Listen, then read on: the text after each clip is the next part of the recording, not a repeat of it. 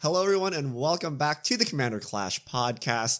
And today we have a good one. It's the Lord of the Rings tier list. We are going to tier rank every commander from Lord of the Rings and Lord of the Rings Commander. And in true Lord of the Rings fashion, it's probably going to take multiple episodes. We're going to go for two episodes here. This is director's cut. This is the director's cut. This is a trilogy. Hopefully not extended. a trilogy. Download our Blu-ray version.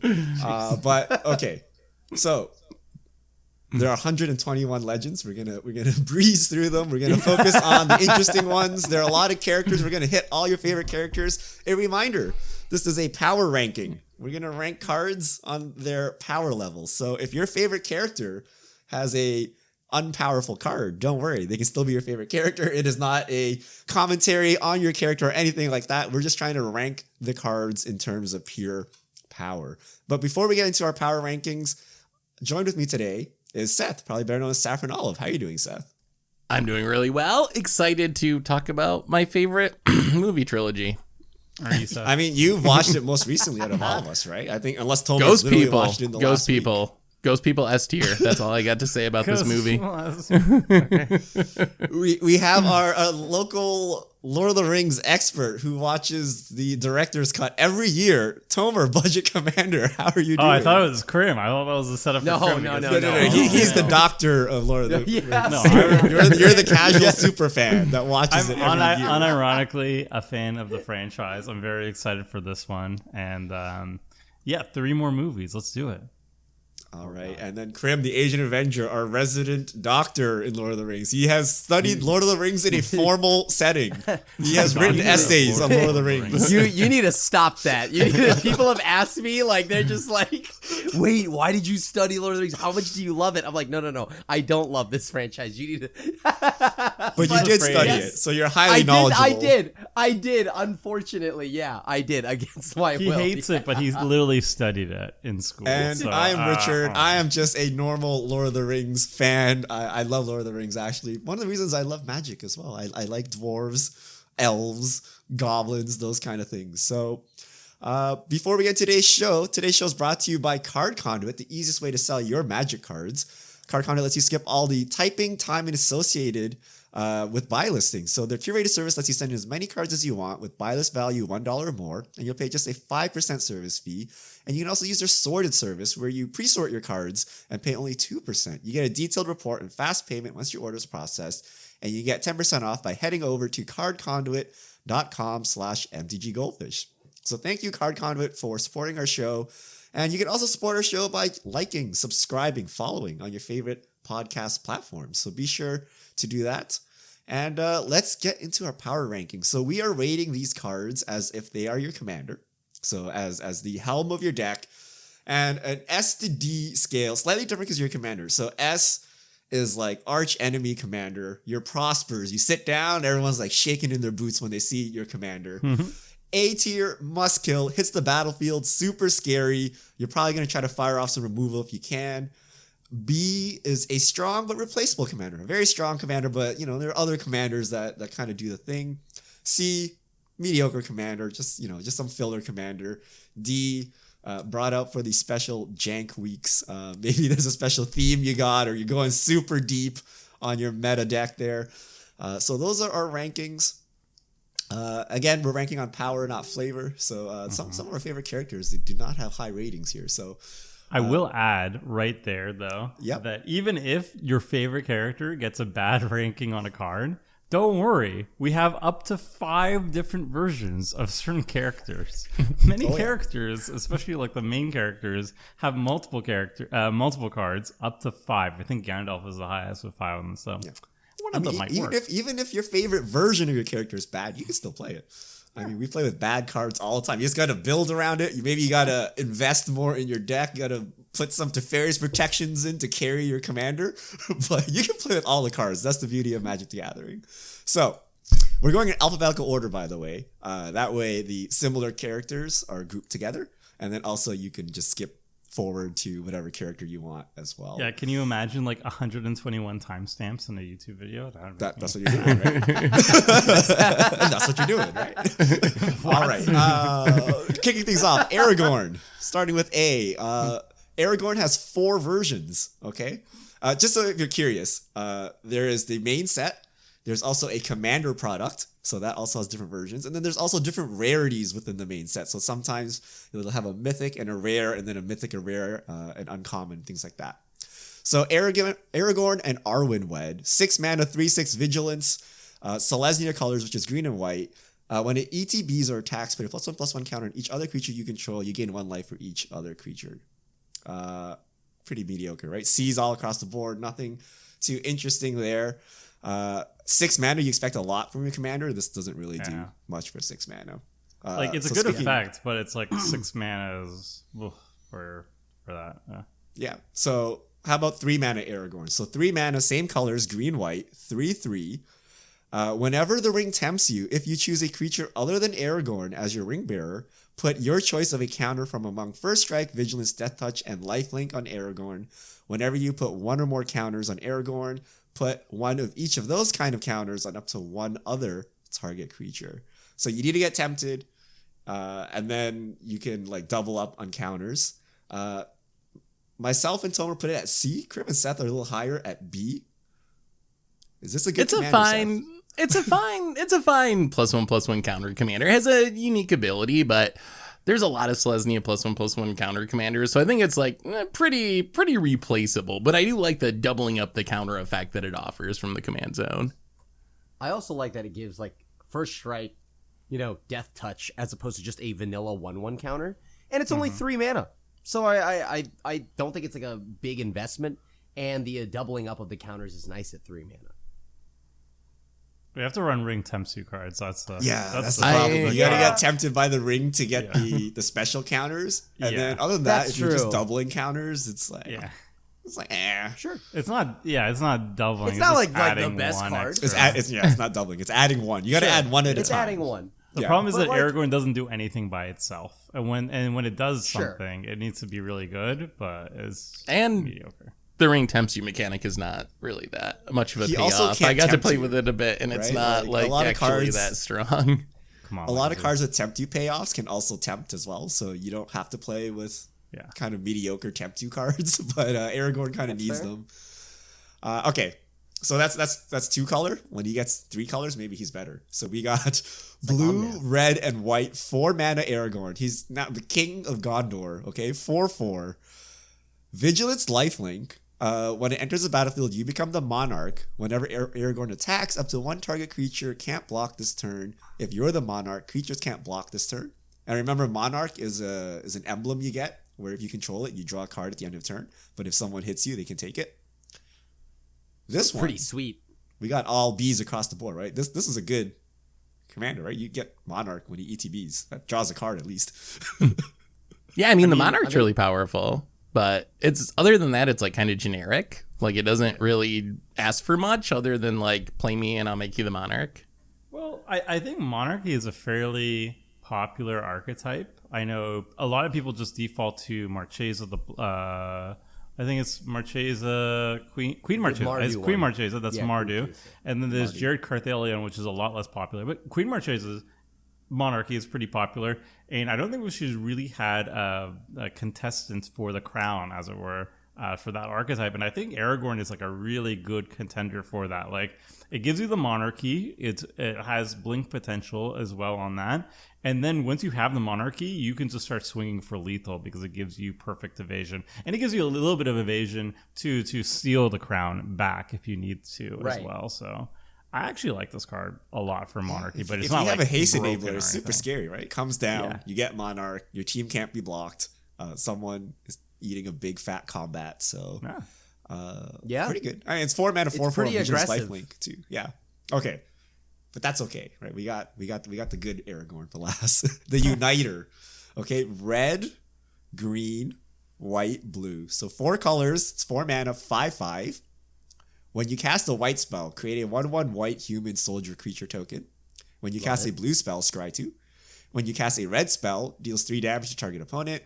When you cast a green spell, target creature gets +4/+4 until end of turn. A's across the board. It's cracked.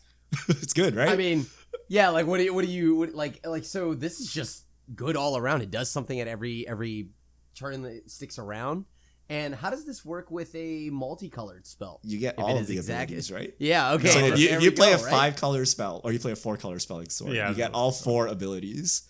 Yeah, so if I get to like Jeskai charm somebody, then I get to do like a lot of stuff there, right? Like that's really sweet.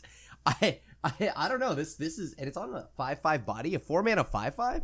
That's pretty good. Yeah, I mean, it's- borderline. Oh, go ahead. I think it's good. The problem, I think what keeps it from being higher ranked and being S tier is you really need to untap with it. Like, unlike the S tier strongest commanders do something right away. They ETB, they trigger on your end step, they trigger on your first combat. Aragon, if you untap with it and you build like a multicolor matters deck, which is how you'd build around this, it's going to be really, really strong. But for me, like, because it doesn't do anything right away and it's just a 5/5 on turn 4, it's hard for it to really be an S tier, because if your opponents just kill it and then you got to cast again for 6 mana and they just kill it, like, you're not doing the cool things. Mm-hmm.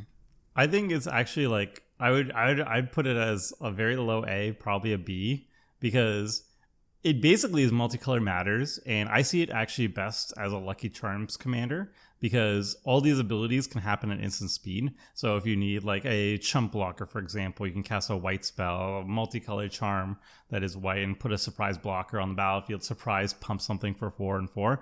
But the problem is that, like, if I am going for Lucky Charms, the best one is still Ramos, because it's 5 colors, so you get access to black as well, and the payoff is just way better because you generate like a ton of mana, and you have like a one-shot killer with flying.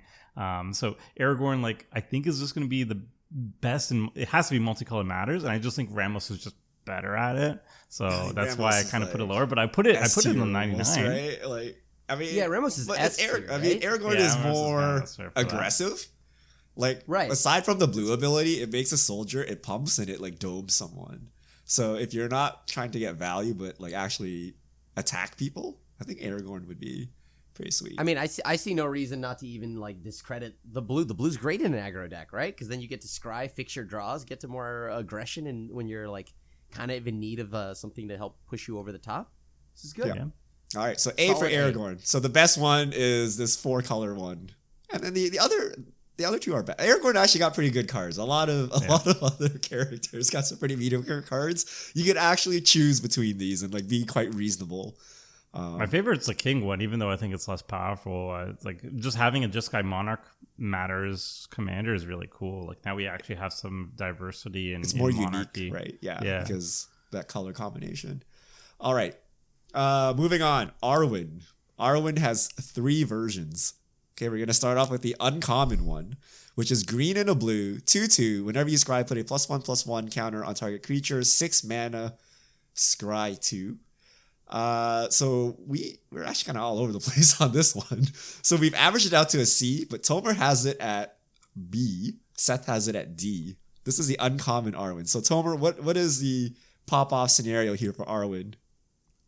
I mean, scrying matters is primarily blue and green. You have access to both. And we just had a Scrying Matters precon with the elves in Lord of the Rings. So we got a lot of new support cards for that.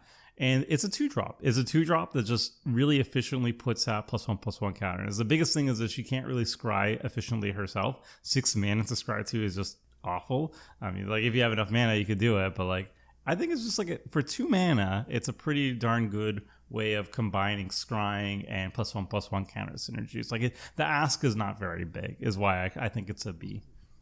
So I have mean, it. Oh yeah, go ahead. I have it as a D because we just got better ones. Like, they printed like 3 Scry Matter Simic commanders in this exact set. So why would I ever play this uncommon one with 6 mana Scry 2 when I could play like the rare Elrons or Estors or whatever that just like do way more things and also want me to build like the exact same deck? Like, I guess if I was playing Peasant Commander or something, but otherwise I don't know why I'd ever play this over like the rare Scry commanders from the Lord of the Rings set. I mean, I think I'm like in between both you and Tomer, right? So like I have it at a C because I think that, you know, like it is 2 mana.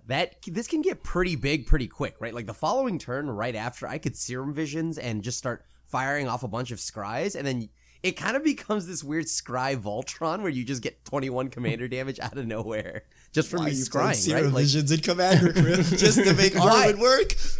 Yeah, but like, why not?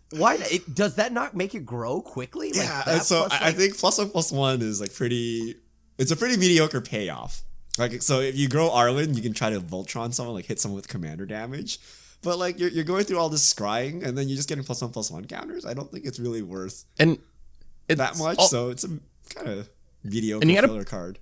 And you got to point out it's 1 +1/+1 counter. You can scry 1,000,000 and you get a single counter. When like Elrond is you get to put counters on things equal to the number of cards you look at when you scry. Like it's just like the most watered down possible version. 2 mana. But Arwen's 2 mana. Yeah. But then you turn Visions into 3/3 and I get them. Yeah, like I don't know. Yeah, but you could fire off 3. You could fire off 3 scry spells, and it's 5, right? Like that's like not bad. Okay, you gotta cast Aragorn and then scry with green spells so you can pump Arwen like +8/+8. I don't know. Elrond's effect is obviously strong over. Elrond costs 4 mana. It's literally double. So I don't know. Yeah, I play this in the okay. 99. Good reason to have both. It's an uncommon, so we're gonna go up the ranks and we're going to go to the rare version of Arwen, and that's Weaver of Hope. 1 green, so 3 mana, 2/1. Each other creature you control enters the battlefield with a number of additional +1/+1 counters on it equal to Arwen Weaver of Hope's toughness.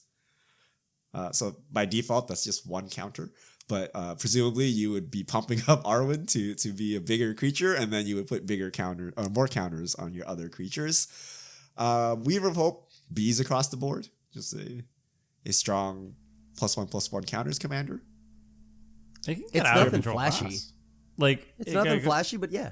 It just I run Renata, Call to the Hunt, and a bunch of my green decks for +1/+1 counter themes. Not as a commander, but as part of the 99.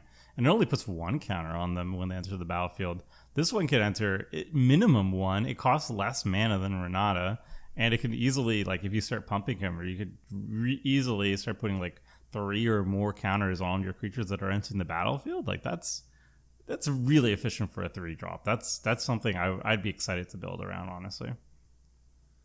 All right, climbing up to Mythic. This is what Wizards wants us to play with here. Arwen Mortal Queen. Gains a color, now Selesnya, so 1 green and white, 2/2. Enters the battlefield with a indestructible counter on it. You can pay 1 mana, remove an indestructible counter from Arwen. Another target creature gains indestructible until end of turn. Put a +1/+1 counter and lifelink counter on that creature, and a +1/+1 counter and a lifelink counter on Arwen. We have a mixed group here. It's averaged out to a B, but Tomer and Krim at B, Seth and I at C. Krim, why are you so high on Mortal Queen? I mean, it comes in, it's indestructible. It's in the colors where it's not hard for you to just immediately have multiple indestructible counters. And then if you could spread that around, that's pretty sick, dude. You get a bunch of like sweet abilities, and it's nothing flashy or wild. It doesn't like invent a whole new archetype. It does what Selesnya does, but it just does it efficiently. So I like it. It's not like terrible. It's not great. Indestructible, it might be the single most overrated keyword in Commander in 2023.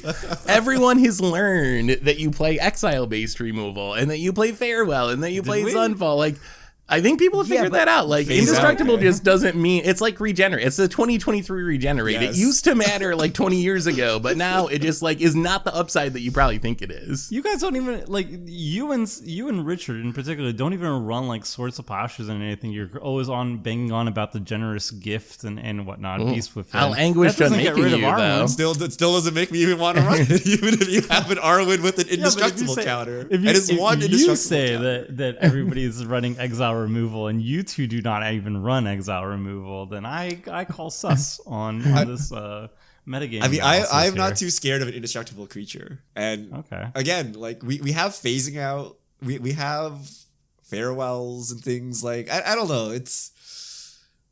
It's not too big of a deal, but you got to remove the counter from Arwen to do something. Like just being there as a 3-mana 2/2 is like whatever, right? And you need to remove that indestructible counter, and then she doesn't have indestructible anymore. And she's just like a pseudo lord. Like she can pump your team slightly. Like what's What's the continual value generation here? Am I missing something? Do you have to like proliferate these indestructible counters? You proliferate it. You use nesting grounds to move the yeah. counter to something else. There's a new. That's a lot of work to like give an extra +1/+1 there's counter. There's a white one. There's a white Ozzle that holds on to tokens as to counters as well, and like a lot of effort to get farewelled. And have none of it matter. Sure, but let's be okay. But, you guys, so I'm not going to get farewelled, right? Like I'm not going to get path. I'm not going to get swords. But by that metric, right? Like let's be honest. Selesnya decks don't have a great track record against a farewell, right? Like it doesn't matter which version of Selesnya you are. But this is in the grand scheme of things, this is just a sweet 1/1 counters, like maybe a proliferate matters kind of deck. And I'm not saying that gets around farewell, but like the thing here is it's just a sweet effect in a sweet archetype. Like if you like that archetype, it's pretty solid in it. Okay. Moving on, we got Baragond of the Guard. 4 mana, 3/3, legendary creature, human soldier, 1. Baragond or another human enters the battlefield under your control. Creatures you control get +1/+1 and gain vigilance until end of turn. Command. Can I just say, just as a whole, this whole set has so many humans, which I thought, oh my god, I'm pumped. But then I looked at them all and I'm like, wow, there are so many bad humans. This guy's like a Cathar's Crusade, but it's always the end of turn, and you have to cast like other humans. You do. Yeah. Dude, this and then you're mono white, sucks. so it's hard to give them haste. Like you can't just like slap like 10 humans down and like hit someone because you're in mono white. So a D, nothing too interesting. Did Baragond die? Like who's Baragond? Who's Baragond? Baragond? More like Baragon from my deck. Like if you want Baragond as your commander, like it's an interesting effect. It's not terrible or anything in the 99, but like you should put him in Kyler. Dude. Kyler's Guardian Emissary. It's 5 mana Selesnya, so you have access to green. It's the second most important human color. And it's just a better effect. Like it costs. You gotta be a Baragond fan to run Baragond as your commander. All right. Yeah. We got Bilbo. Oh man. Birthday celebrant. Okay. Abzan. So white, black, green, 2/3 halfling rogue. If you would gain life, you gain that life +1 instead. 5 mana tap, exile Bilbo, search your library for any number of creature cards, put them onto the battlefield, then shuffle, activate only if you have 1/1/1 or more life. Now, okay, we're all over the place here. I'm very confused. I'm gonna lower my rank as we've averaged out Bilbo. Wait, the ratings are changing in real time. Okay, we've averaged out to a C. I ranked some stuff assuming it was 99 or the commander, so now I'm updating in real time. So Krim and myself at D, basically like unplayable. Seth at a B, Tomer at C. Seth, how is Bilbo good at all? It's a good Abzan life gain commander. I think don't focus on the 111 life. That's a meme. Maybe you do it once in a while. But Abzan's a color that hasn't really had a life gain commander. There's a ton of Orzhov. There's a ton of mono white. There's a ton of Golgari with the Strixhaven commander precons where Golgari life gain. So you can jam all of those cool things together and have this be your commander just as a way to gain extra life and support your other synergies. So I think that's why I'm excited about it. The meme, like, put my entire deck into play. It'll be cool the like 1% of the time it happens. But it lets you jam together 3 of the best life gain colors, which just before people were playing like partner pairings and stuff, there just really wasn't an Abzan life gain legend. So that's the part that makes it a B. I think if you want to play Abzan life gain, Bilbo's the way to go. Just don't focus too hard on getting to 111. So Yeah, I literally nothing agree better. with that to an extent.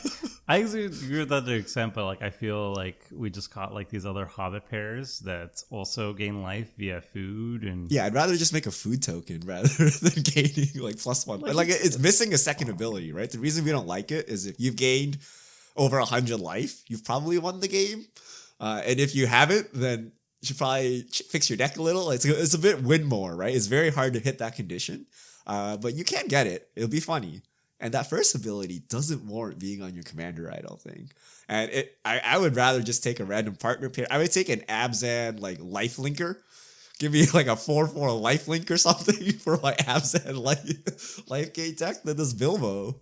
Dude, this card is a 3. It's an Abzan colored cost 2/3 vanilla to me. Like this. Wow. Like You're looking at it all. Like you can harsh go on Soul this one Warden. for Bilbo. You can go like whole Soul Sisters on this and gain some life. But again, like, is that really what you want to be doing with your commander? Gaining like 5, 10 more life? Well, you got to assume you're going to be playing Vito and Sanguine Bot. Like, the extra life is going to be how you win the game. Like, that's how I'm viewing it. Like, yeah, gaining extra life isn't good, but if you're built around it and you have Aetherflux Reservoir and Sanguine Bot and Vito, and that's like what your deck's trying to do, all of your Soul Sisters gaining 2 instead of 1, like, that's a lot of damage. It's actually like a legit clock. So I want to build it. So the reason why I ranked it lower I would rank it higher as part of the 99 as a part of the commander, because I feel like the activated ability is actually going to hurt you more than it's going to help you. Like, it literally, like, if you activate it, you should just win the game. If you have, like, you know, anything that can give mass haste, for example, and then a bunch of creatures on the battlefield, you win. Or any combos. If you could assemble any of your combos, you just win the game. So that's going to win the game. And I think people will recognize that and you will be targeted more than warranted in games. If you're going to reveal Bilbo, people are going to see that 111 and they're going to send way more damage your way than is warranted, honestly.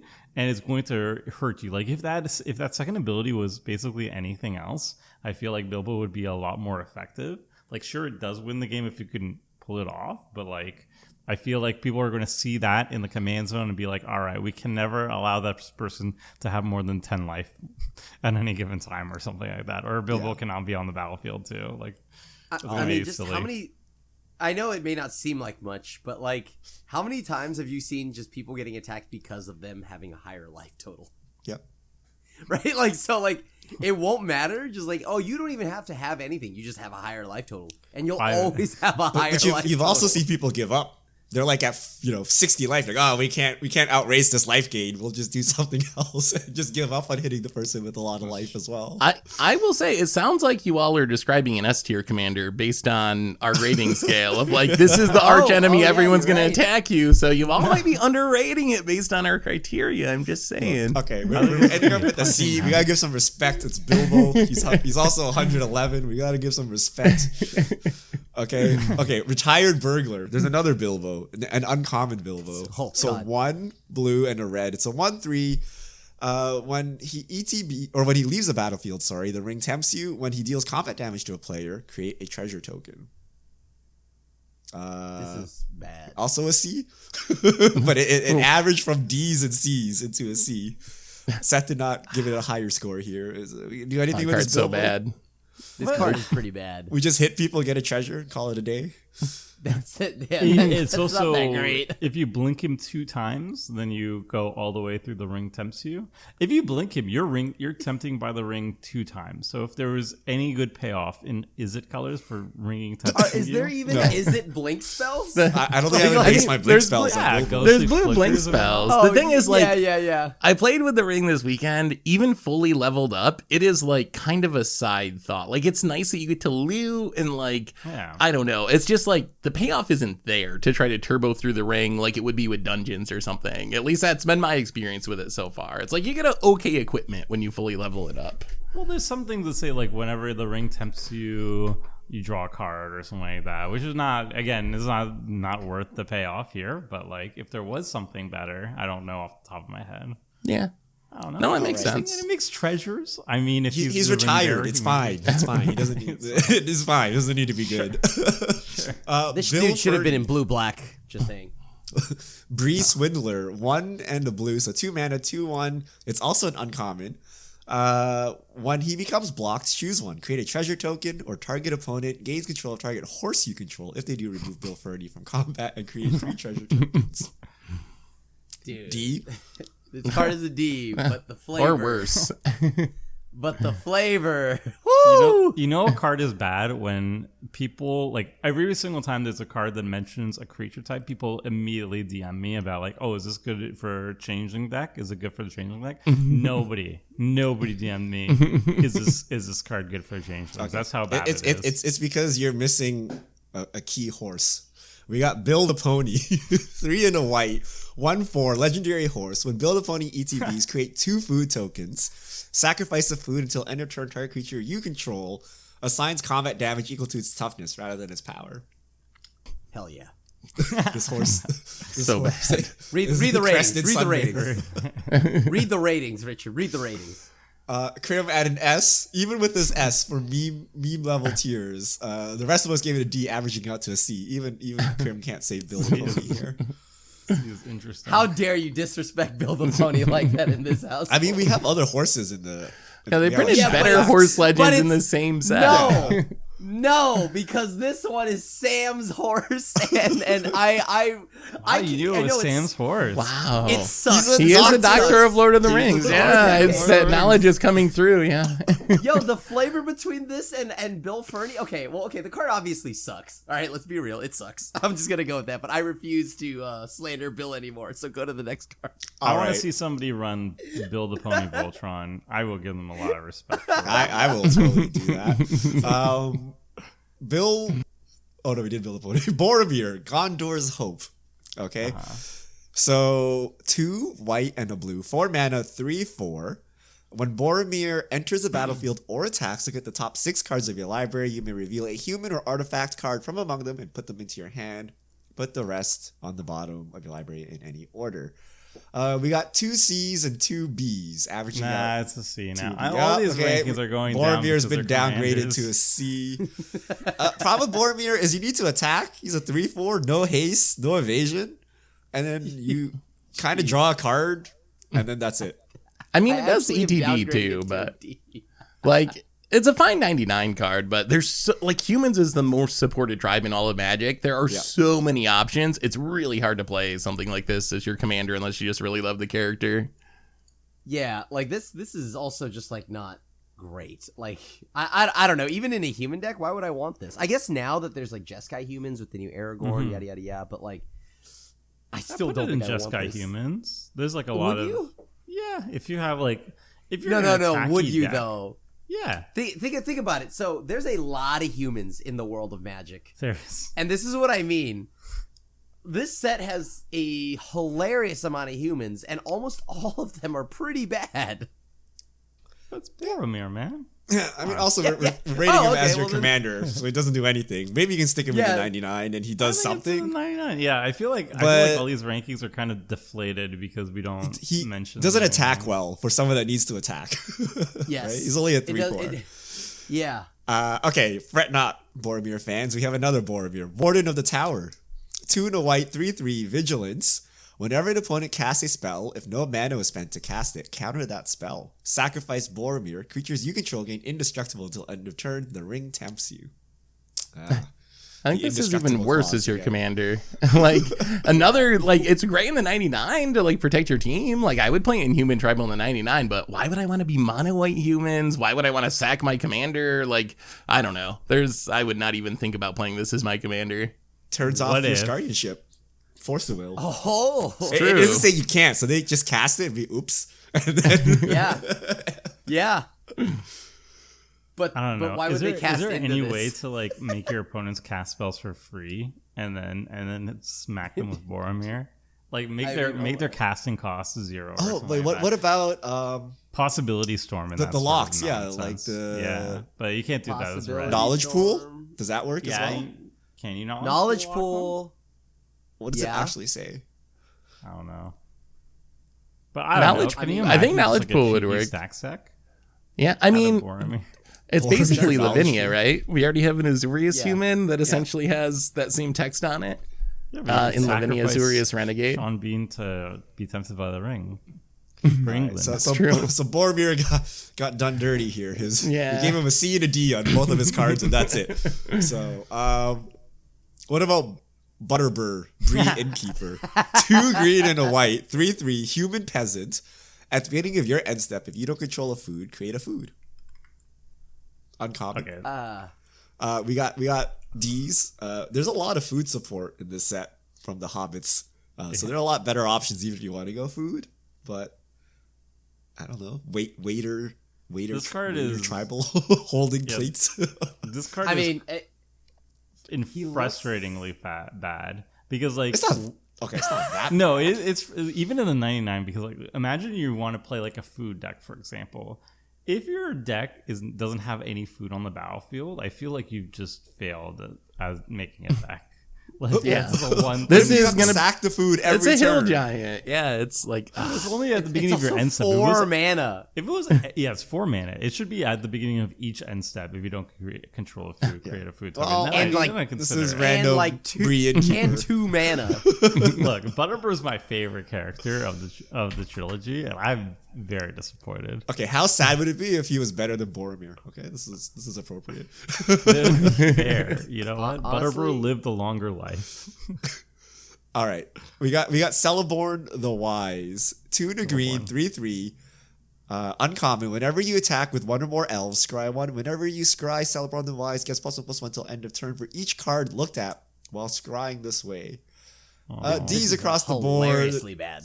yep. Tomer liked it a All little right, bit. fine, it's a D. How? Yeah, like there's. If no you're way playing as your elves, commander. you got like so many better. I wouldn't even play it elves. in the 99 of elves. Yeah. Yeah. Maybe exactly in the pre-con that has the scry theme, but apart from that, like, yeah. I mean, if you could scry 1,000,000 like Seth said, then this gets really big. You can one-shot someone.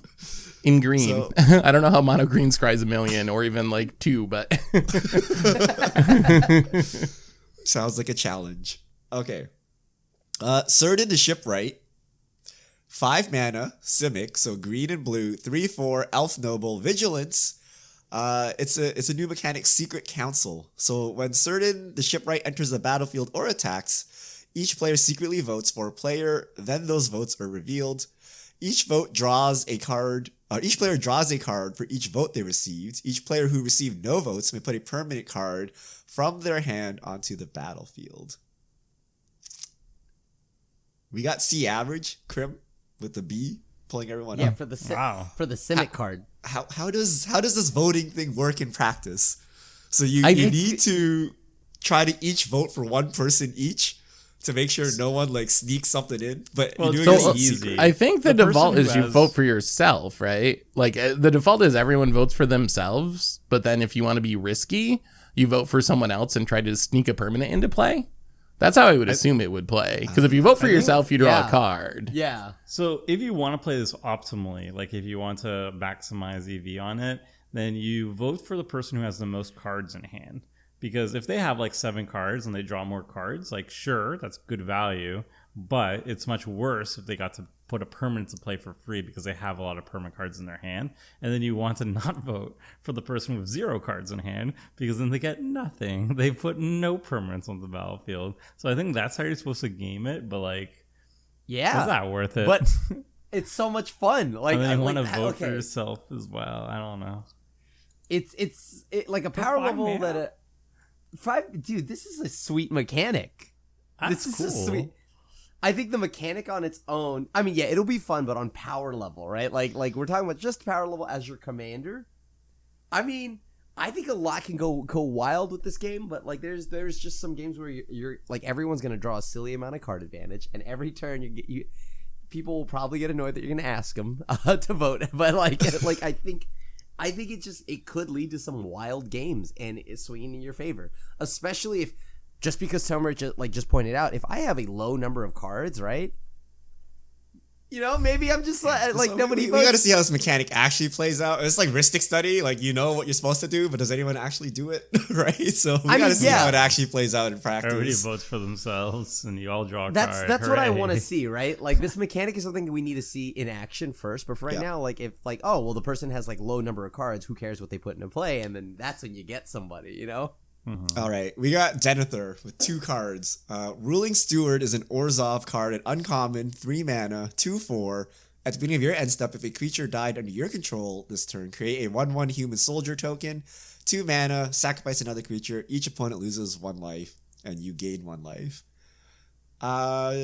C's and D's across the board. There's nothing too special, right? Just Orzhov sack. Conveniently Yeah. changed Except it with like sucks. literally The anything payoff else. is so low. Like It's- sacrificing yeah, when you get sucks. 1 human soldier token, it's only on your end step. Ugh. All right. Okay, what if we go blue? We go. I don't know why his colors are all over the place, but here he is at 2 mana blue, mono blue, 1/3. Whenever he enters a battlefield, scry 2, 4 mana, including a red mana, so it's actually a Izzet commander. Tap, sacrifice, target player becomes the monarch. Denethor deals 3 damage to any target. God, this would be a really This bad is not commander. meant So to be a bad. commander in any way. Well, No. it's definitely no a bad flavor. commander. That's a limited he's card. pondering the orb. He's Yep. scrying through the Palantir to see like Sauron's army and everything, Yep. and having despair over it. And then the red is basically him immolating himself and trying to take his son Faramir with him. He fails because he sucks. Yeah, Just much like fails Faramir. just It's like just like his his card. card. Oh, Grim beat me to it. Yeah. All right. Right. Eleanor Gardner, 4 mana, 2/4. It's a green halfling scout. When it enters the battlefield, create a food token at the beginning of your end step. If you sacrifice the food this turn, you may search your library for a basic land, put it onto battlefield tapped, then shuffle. So if you sack a food, you get to rampant growth at the beginning of your end step. C average, we got 2 Ds from Seth and Krim. I have it at C. Tomer has it at B. You like the rampant growth every turn, right? I mean, that's not bad, right? Yeah, you get to rampant growth every single turn. Like I think Seth, did you rank it D because you don't run any basics in your mono green deck? Like, is this the reason? I ranked it D because there's like 5 sweeter food commanders in the Lord of the Rings set, so I don't know why I'd be Lord of the Rings when I can be like Frodo and Sam, or the other Sam, the Selesnya Sam, like, or Shelob. There's like so many food commanders, and this I think is just like the weakest and the least interesting of the bunch. D though, like Yeah, I ranked this those is- ones higher, but D. Why would I? like, would you really? Would you really? Why would I- Jank week, like it would be if I don't even know, like food week, but all the This is good like a food commanders are respectable banned. Commander. I would say C minimum. I can almost cheat to a B with Tomer, but I think D is way too low. This is not like I better set you aside and teach you about some Magic So- the Gathering set. Well, This is so you actually play it very on powerful. You play it on turn 4. It does nothing because you can't crack a food and play it, and then each turn you have to pay 2 mana to crack a food, and you get to ramp. Like, is that You're actually mono green, you're exciting not to playing all the of you? Well, you got to use other mechanisms to sack the food. You can't pay 2 mana to sack the food.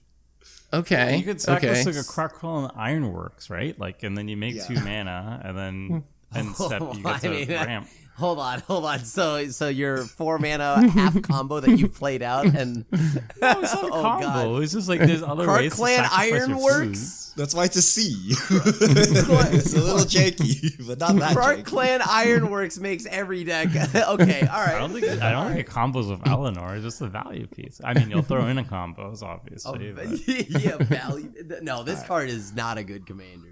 dang, it's like one of Okay. the best in the 99, though. I think for food. Yeah, I mean it's a good support card for. Good 99 card, yeah. Sure. Yeah. Okay, and now we come to Elrond with 3 versions. We're gonna start off with the uncommon version, Lord of Rivendell, 2 and a blue, 3 mana, 3/2.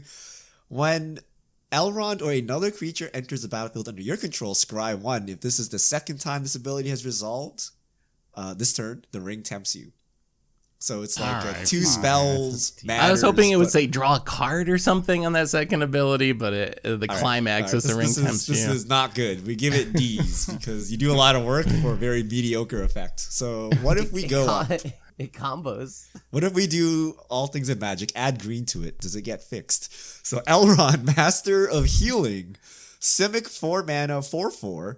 When you scry, put a +1/+1 counter on up to each of X creatures, where X is the number of cards looked at while scrying this way. Whenever a creature you control with a +1/+1 counter becomes the target of a spell or ability an opponent controls, you may draw a card. Oh, whoa, C hold on, why do I- average. So we got all C's, and then Crim's adding a C as well. So it just does some stuff. Yeah. It draws cards. It does stuff, but nothing too crazy. Or is there? It what doesn't is the even really upside draw for it? cards. It's just like a deterrent. Like people won't. Like maybe it will draw a card once it eats a single targeted removal spell, but like it just basically says, "Hey, don't path my stuff," which is fine. It's good. I like that it's Scry Matters. We don't have that many Scry Matters commanders, and I think this one's better than the 2-drop we talked about before. So it gets a C instead of a D. I don't know if I like the Scribe Matters deck. These commanders have been looking pretty bad. Okay, Elrond of the White Camp Council. So 5 mana Simic. So 3 green and a blue. 3/3. Secret Council mechanic again. So when it ETBs, each player votes for Fellowship or Aid. Then the votes are revealed. For each Fellowship, the voter chooses a creature they control. You gain control of each creature chosen this way, and it gets this creature can't attack its owner. And then for each aid vote, put a +1/+1 counter on each creature you control. So we have a C average, but we're all over the place. We got Bs from Tomer and Krim. Okay. I have it at D. Seth has it at C. Isn't this card unplayable? So you either choose to donate your worst creature or the other person gets to put counters on their team? Is that? But if I give you the creature, you don't hit me. Okay, but have my Screaming Companion. Like, I don't know. Like, what do you imagine happening? Like, here, I'll give you my Voltron up commander and you can't hit me? Like, that's like the only case where it's really good, right? Otherwise, you're going to get some dirtily token or leftover creature, right? Isn't this just a solid blink commander, though? Like, worst case scenario, if you have like 2 creatures on the battlefield, everybody votes. Well, 3 people vote for, or you have to vote for +1/+1 counters. I guess you stealing your own creatures doesn't make sense. So everybody votes for +1/+1 counter, and you put 4 counters on all your creatures as an ETB effect. Like, that's the floor. And then the ceiling is. I just blink Muldrifter instead? Like, am I gonna use my blink spell on Elrond? Come on, is it worse than a Muldrifter? Oh, yeah. Your opponent gets to choose, though, right? Like, that's the problem. You get their worst creature if they want, or they just pump your team. Yeah, but I mean, if you blink it a bunch of times, then it's good. But that's good of a lot of anything with the ETB, like Spirited Companion. If you blink it a bunch of times, it's also pretty good. I don't think it's horrible, but D. I don't think it's horrible. D.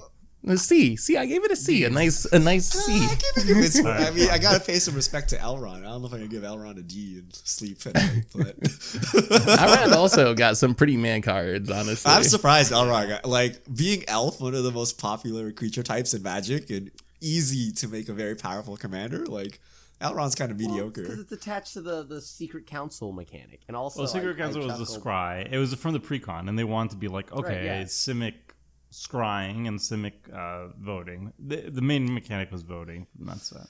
All right. Next, we got Eomer.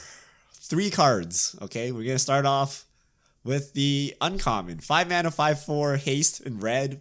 Whenever he attacks, if you control a creature with greatest power among creatures on the battlefield, create a 1/1 white human creature token.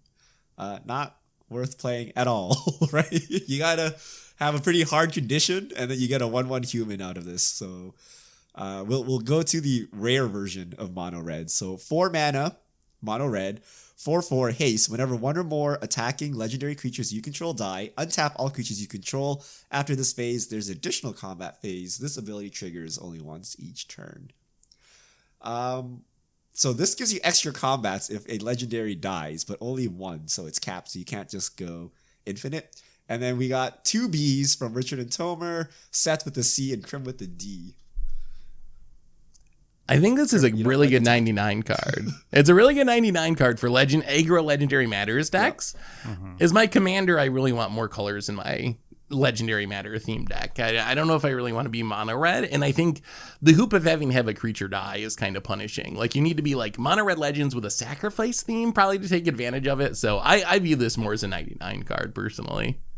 That's why I have it at a D, because as a commander, I don't get to play like red-black, which gives me tons of sacrifice along the way. Like, I know that there are, like, high markets, but, like, come on.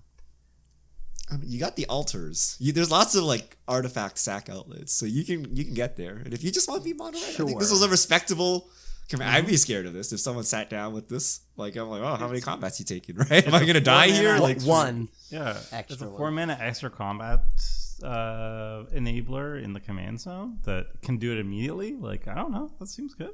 Yeah, that seems legit. Not broken, but it's a B. Oh no, you all are really harsh on your rankings. Yeah, I gave him B. That's fine. That's good I don't value. think this is a bad commander, dude. I don't know what no, it's not bad. It can definitely do work. It can definitely kill you. Okay, harsh. That's not the last one. Okay, we'll add white to it. Okay, we'll add Boros, 5 mana, 2/2 double strike. ETBs with a +1/+1 counter on it for each other human you control. When an ETB's target player becomes the monarch, and then deal damage equal to its power to any target. Surely this must be good, right? We got B average. Tomer at A. I'm at B. And Seth and Krim just really don't like the character. C.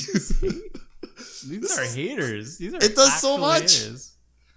Oh my god, it's a ETB. lot. It's ETB. It gives you the monarchy. Like you could choose somebody else, but like why would you do that? You get to it's like if you let's say you have like 3 humans on the battlefield, which humans go wide pretty easily. There's a lot of tokens that make humans, it's pretty easy to do. Sure. Let's say you have 3 humans, which is very generous. Enters the battlefield, 3 counters on it. It blows something up, 4 damage, boom, right on the face. And then it's like a 5/5 double strike. Like this is a good commander that can just like one tap people if you have enough humans on the battlefield. It blows something up when it enters the battlefield, and it gives you monarchy. Like how much do you need for a 5-drop? That's a good payoff. That's a 5-drop. That's a good one. I mean, Apparently problem not is- though. Seize. I think the problem is that like at 5 mana and in one of the best like one of the best typings, which is humans, right, in the game, it actually doesn't do enough. Like if it came into play and it spawned a few humans, so at least it gave itself a few counters, that'd have been better.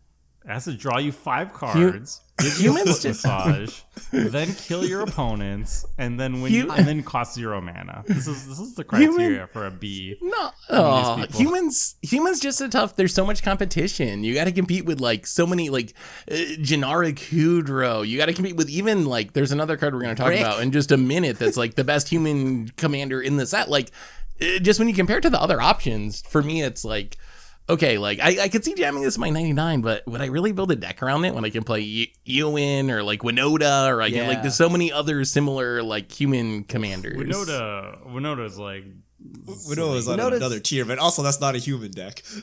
but double striker Well, on my but Voltron, Trin it and grows Sylvar- big, is like ooh. Trin and Sylvar, you have like I don't know. This is a good 99, but not. I mean it actually you listed is an very okay strong 99. human commanders, and they're all strong. And I feel like if you take that deck and put Aylmer at your helm, your deck is still very strong. Like your deck didn't become meme tier because of this. You lose black. But did it- you lose like black, it's still, I like- think it's a B, and I can even see arguments for it. Maybe A is too high, but it's definitely a B, right? Like it's definitely no, like the 2 colors with humans and how wonderfully like deep the human like catalog is. Like, I'm sorry, I want to be at least 3 colors if I'm playing humans. At least. I mean, you can't Either say that and Mardu- then just rank every Boros card terrible No, because it could but be like- 3 but like- colors. This is then the pod. I'd rather be Aragorn- 5 colors, Krim, Don't but here we play. No, are. but like Aragorn, but like in what humans is losing out of missing black is huge. And I think that this is just not enough. Like as a Yeah, Boros, Winota's really humans deck, struggling. Remember, you can hit someone's face. It's by the not. way. Winota's not. Like a human it's deck. damage to any Winota's not a human target. deck. So if you have like 10 humans, you can just like nuke someone's face like on the way in before you hit Sure. them with a double Or- striker. Or if you have haste, like you could nuke the thing that's could be a potential blocker, swing in with your double strike craziness, and you draw a card at end step. I It mean, even draws a card for Seth at end step, so he If can you get got- these. It says draw a card. If you got 10 the humans, I think you're Lord doing knows. all right regardless. Like I Well, don't know. no, if you, need- you nuke the person holding fog, so they die. And then you hit the other person. You get the Teferi's Pro out at first, so that Who's they waste it. holding And you fog? hit someone else. Like, there's Who's it's still holding good. fog? Nobody Okay. holds fog. We have other human manners. We got another human, which Seth alluded to. Eowyn, Fearless Knight, 2 red and a white, 4 mana, 3/4 haste. When she enters the battlefield, exile target creature and opponent control with greater power than her, and then legendary creatures you control gain protection from each of that creature's colors until end of turn. This one's interesting. So we at B average, Tomer at B, Seth at B. Nah, I put it in C. Okay, Tomer's down to C. We got 3 C's and Seth with the lone B. This This is better card's- than Aylmer? Okay, so there's several Eowyn's that we'll get to the really good one in a minute. But this card I think is good. It's repeatable removal from your command zone. If you're a legendary deck, then you can just like potentially one-shot someone by exiling the creature of the color they have blockers of and swinging in with your team. And this has haste. I actually think this is a pretty sweet like Boros aggro legendary matters commander. It doesn't have to be human themed necessarily, but the fact that it doesn't return the creature when it leaves the battlefield is actually pretty big. You just like play this, snipe your opponent's biggest creature, swing in for a bunch of damage. Once it dies, do it again, swing in for a bunch of damage. So I actually kind of like this as a Boros aggro commander. It's not bad. I do like that it has removal kind of built into it, right? So I do like that. I like the removal protection. It's definitely a lot better than the last one we were talking about. That also had removal baked into it. Yeah, it also had removal. But it also this is only hold unblockable on. for your legendary creatures. So you got to be Exactly. legendary matters. But a lot of humans are legendary. So like naturally like this like I love the removal. I love the fact that it's 1 mana cheaper, and then I love that it gets me through. It just gets me through your board. You know what? I'll bump it back to a B. Actually, yeah, it's fine. It's not. I don't think it's as good as that Aomir, but it's fine. It's respectable. Okay. D. It's not as good as Eomir. D. There's a mono white version at uncommon. 3 mana 2/4. Beginning of combat on your turn, target creature gains your choice of First Strike or Vigilance. If that creature is equipped, gains First Strike or Vigilance until end of turn instead. And then equipped abilities you activate cost 1 less to activate. D. This is terrible. That's just like you have literal legendaries that equip for free if you want to do that, right? So not really useful. So D. And then finally we have the good Eowyn Shield Maiden. Jeskai, 2 blue, red, and white. So 5 mana, 5/4. First strike. At the beginning of combat on your turn, if another human entered the battlefield under your control this turn, create 2/2 red human knight creature tokens with trample and haste. If you control 6 or more humans, draw a card.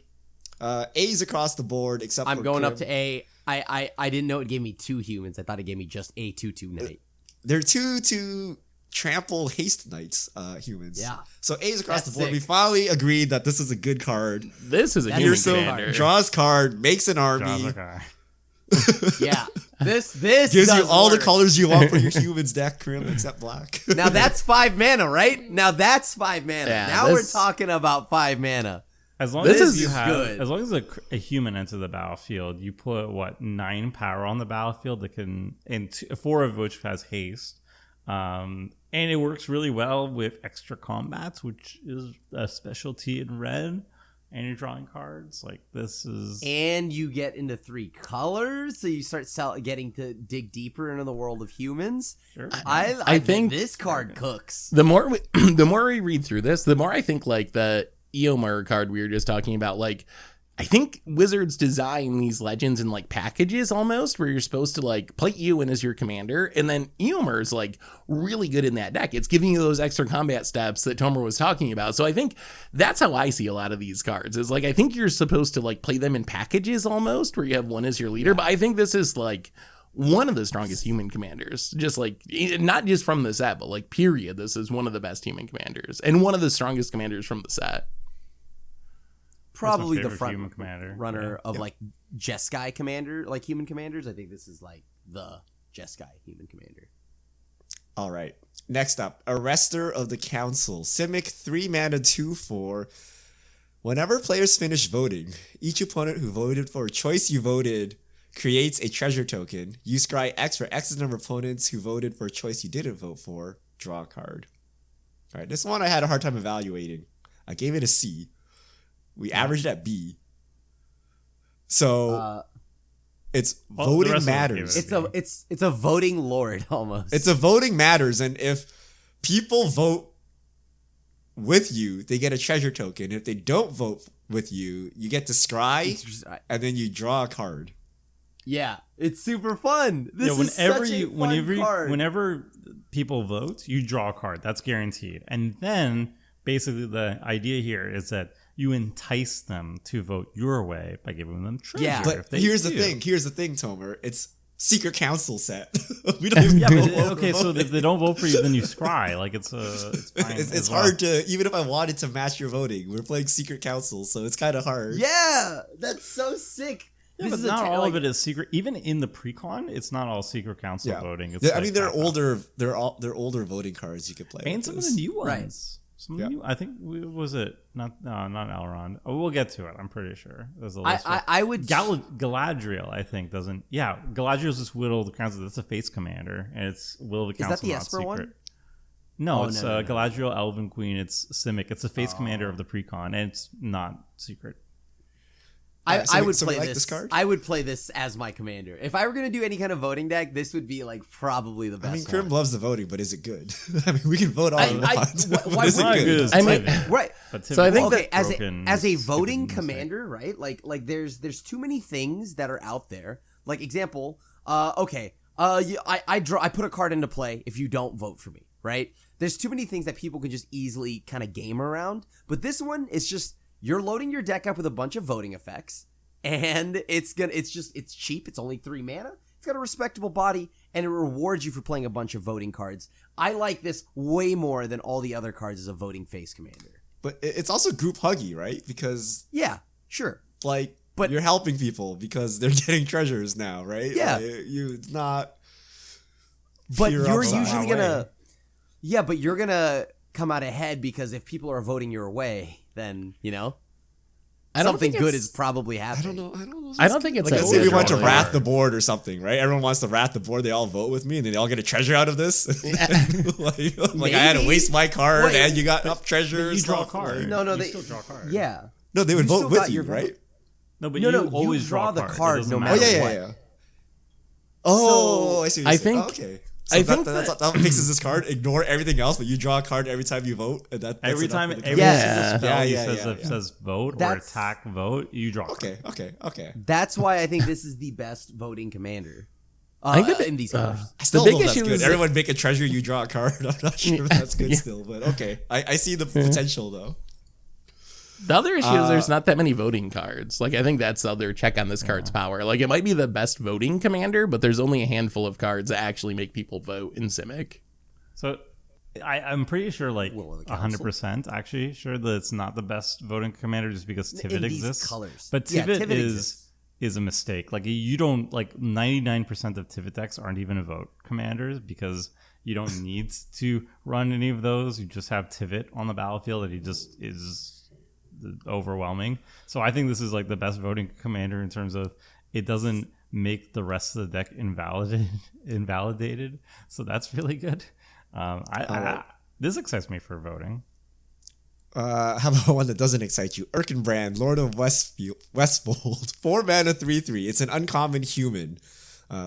Whenever it enters the battlefield or another human enters the battlefield, creatures you control get +1/+0 until end of turn. Actually, very close to that red one the white one we had, right? Except it's only power. Unfortunately, close to power ranking as well. We give it a C's and D's, right? It can do some pumpy things, but nah. Fanghorn, Tree Isn't Shepherd. Baragon just like strictly better? Like, didn't we give Baragon like a lot of crap? It's a different color though. It's a different color. That they're all And just also- limited cards. They're equally limited playable. Yeah. Different colors. Faragorn. So Tree Shepherd. 4 green, 7 mana, 4/10. Tree folk you control have vigilance. Whenever one or more tree folk you control attack, add twice that much green mana. You don't lose unspent green mana as steps and phases end. So a little Omnath action here with Fangorn. 2 C's and 2 B's, rounding out to a B. It's a really good tree folk commander. You like it, Seth? No, Like if you wait, want to play wait, tree, no. if you want to play tree folk, like it's a really sweet commander. Like the other options, what Vertaloth the Ancient. I would much rather Why play not this Doran? than Vertaloth the Ancient. Doran. Why Doran's- not Doran? Doran doesn't Doran's refer like to tree a folk. Like it doesn't toughness. have any tree folk. Like Yeah. it doesn't do anything with tree folk in specific. Like Doran's fine is a good card. But he gives you all the colors to like all the good stuff that you'd ask for, right? On Abzan, you get all the recursion, the protection for your trees. Like I don't know.